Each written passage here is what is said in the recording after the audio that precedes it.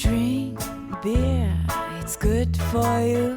I'm empty-handed and I'm feeling blue, and I'm gonna drink till the day that I die. Hi and welcome to the video, and it's time for a chili ale. Chili ales are becoming increasingly more popular these days, and I'm particularly a fan. Here's my recipe for what I call a sweet chili ale. Tastes of course do vary, and if you would like something that isn't sweet, then I would suggest using a different yeast. The one I have here has a middle attenuation rate, and you might also want to reduce the main mash temperature down to maybe something like 65.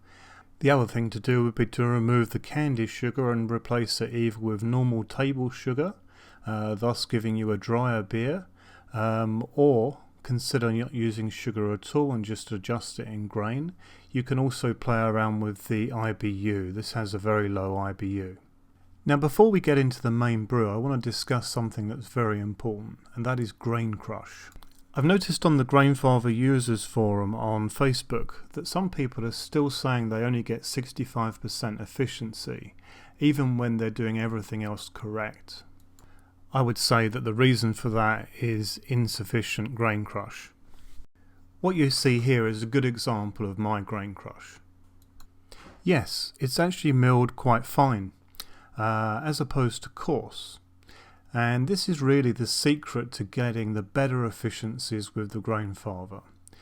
If you're having your grain milled by somebody else, then always insist in a fine crush. This will give you the better efficiencies. When you collect your next grain from your local homebrew store, give it a look at before you actually walk out the store. If it looks like it's not fine enough, then just ask them to put it through the mill again. Believe me, it will make a big difference. So now let's dough in, and like I always say, it's very important that you do this gradually. Get yourself some sort of tool like the one I use to gradually put the grain in, and make sure that every time you add the grain, you then give it a nice stir up. The more grain you have in, the more of a stir you need to give. So this is the point here where I have all of my grain in, and I'm really looking to stir it from the bottom, the middle, and also the top at various different points. And this is something that really is essential. You want to make sure you don't have any dough balls whatsoever. Once you've put the mash plate and everything in there, I'd also recommend that you put a sink strainer on top, as you can see I've used here. This will stop any loose pieces of grain entering into your wort while you're recirculating. So onto the mash schedule now, and this is a pretty simple one. So you're going to mash in at 67 degrees C or 150 degrees Fahrenheit for 60 minutes, and then mash out at 75 degrees C or 167 degrees Fahrenheit. So you can see here from the look of the wort that this is definitely a darker style of beer, and you'll also observe that the handy sink strainer has collected some grain already. Very nice. This brings me to my second side topic for this video.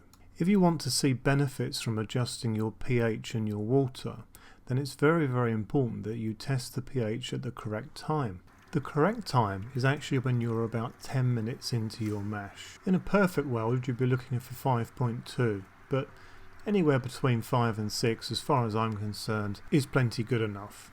So now that we've got the mash on, let's prepare the additions for the brew, and the first thing that I'm going to look at is the chilies. The first thing to point out is that, same with anything like this, vegetables, fruit, the most important thing to do after you've bought them is to actually put them straight in the freezer. The reason this is important is if there's anything actually within here that is quite nasty, then the freeze will kill it. The other thing is, and this applies to fruit more than anything, is all of the enzymes in the fruit will then be broken down, which is resulting in a perfect state for fermentation. These are 3 of the 6 chilies that I'm going to use for this brew. I took these 3 chilies out of the freezer last night, the evening before the brew, so that they could thaw out before the brew day. So the first thing to do is to remove the stalks, and then simply cut them in half. They are now ready to be added into your boil at the appropriate time. Some people feel that adding the chilies during the boil actually gives a taste they don't like. Personally, I like it, so in they go. The next item for preparation is my candy sugar, and as you can see here, I'm using a rubber hammer and giving it a good smash up. This will actually help it dissolve in the boil, and the last thing you want is big lumps of sugar sticking to the bottom of your Grainfather. Not good.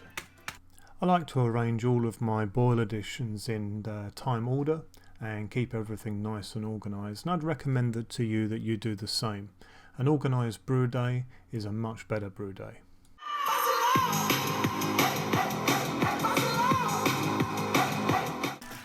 Okay, so it's now time to start the sparge, and as always I'm going to say you must do this slowly and evenly. You want to get really complete coverage of all of that grain so that you can wash those sugars away. This is another thing that's very, very important for your efficiency. Okay, so it's now the start of the boil and we have the hop break, so I'm just going to stir all of this back into the wort. As we know, this is just protein, but we need to clear it before we add our first hop addition. So it's now pretty clear, so we can add our first hop addition, and of course we're now going to stir this in as well and catch the last bit of that protein on top. I have to say that I'm really happy that the guys at iMake actually put in the feature where I can start my boil at 99 degrees C, because for me, at my sea level, that's boiling.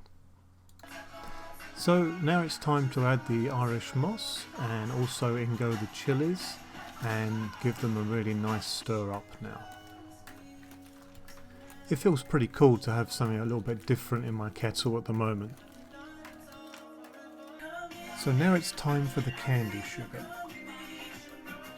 My method is to add some of the hot wool to the candy sugar and give it a stir up just so that it's pre-melted before it hits the kettle. It won't melt all the way down of course, but it will have a start, and that's very important. I usually start preparing the candy sugar in this way a minute before I'm actually due to add it, so that by the time I've actually done everything, in it goes at the right time.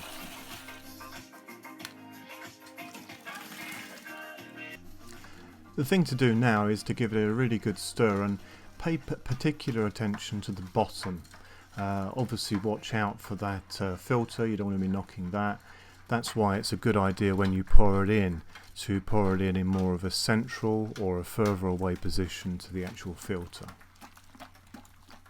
To start with, you'll notice that there are still pieces of sugar at the bottom. Move those around, we don't want them sticking on the bottom of the Grainfather. That's going to be horrible to clean up, and you know, it's going to give the sugar a bit of a burnt effect, and we don't really want that. So now it's time for the 5-minute addition, and some people question this. I would say, well, you know, why do you need a 5-minute addition when the primary flavour in this beer is chili? Well, the answer is quite simple. I don't want just the taste of chili, I want this to be a nice rounded beer, and the hops and the last minute addition, that they will give me that, and they will also give me a nice complement to the aroma. So now the boil is over and I've chilled my wort down. You can see this on the Blickman through meter here. It's important to realise when you're chilling down on the Grainfather that the main temperature you see on the unit is for the wort inside the kettle still. What we're interested in is the temperature of the wort actually in the counterflow chiller. To make the modification to your Grainfather by adding a Blickman through meter is really simple. First and foremost, you'll see they sell it in two versions. You need the 3/8 of an inch version. This will fit perfectly to your wort out hose. I then suggest that you buy an extra length of silicone hosing that can fit on the other side of this, and then you can actually use it to splash your wort into your fermenter. What I do is I actually leave the Blickman through meter on at all times. This is actually in direct contradiction to what the manufacturer recommends, and I've had a number of people now point this out to me. When I first bought this, I actually checked the accuracy of the temperature, and I was surprised that it was actually spot on. The main construction of this is stainless steel, and then the thing that actually reads the temperature is just simply an aquarium temperature sticker. You'll also notice that homebrew stores sell these also for fermentation buckets. I've been using this Blickman through meter now on my Grainfather for almost a year, and I brew pretty much every 2 weeks, and so far it's still incredibly accurate. If it ever loses its accuracy, then I'll pay the 1 penny charge and get a new sticker for it. I don't see that it's really a big issue. So here we go now, splashing the wort into the fermenter, and you can see that it's adding a nice amount of oxygen there. The way that I do this is using that extra length of silicone hosing that I have it connected up to a hook on the ceiling. I've got a makeshift bracket that holds the pipe, and this works incredibly well. Very, very simple modification, very, very effective. Once I've got about half of my wort in the bucket, I then start adding the yeast, and I don't stop the pump or anything like that. What I do is I just simply sprinkle it on top, as you can see here.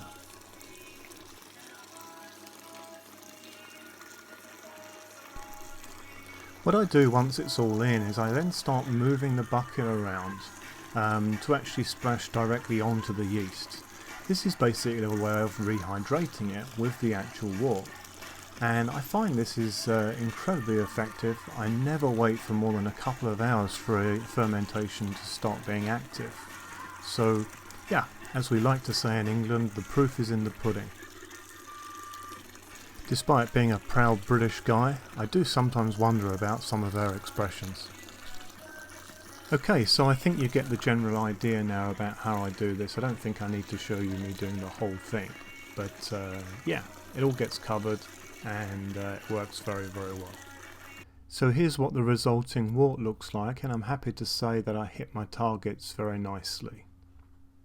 So what will happen next is a week before I'm actually due to finish this and put it into bottles, I'm going to take the rest of my chilies out of the freezer, and I'm going to prepare them as I did earlier.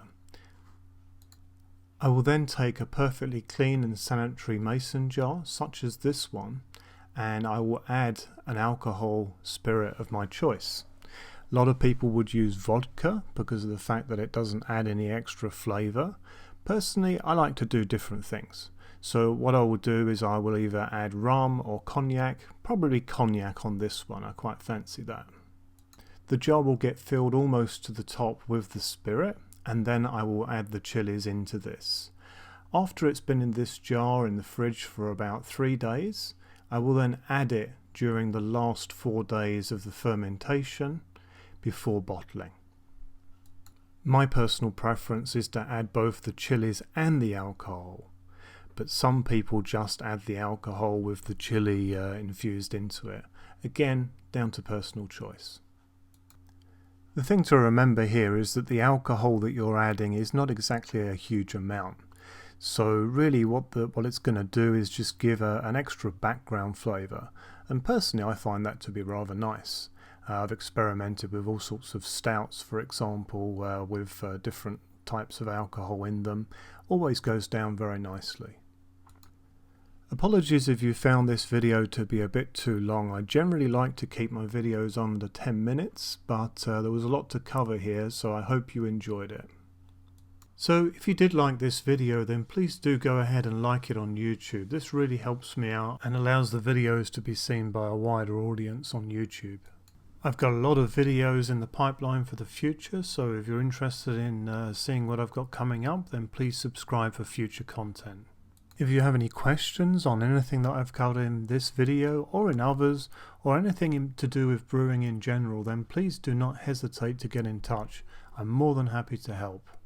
Until then, happy brewing!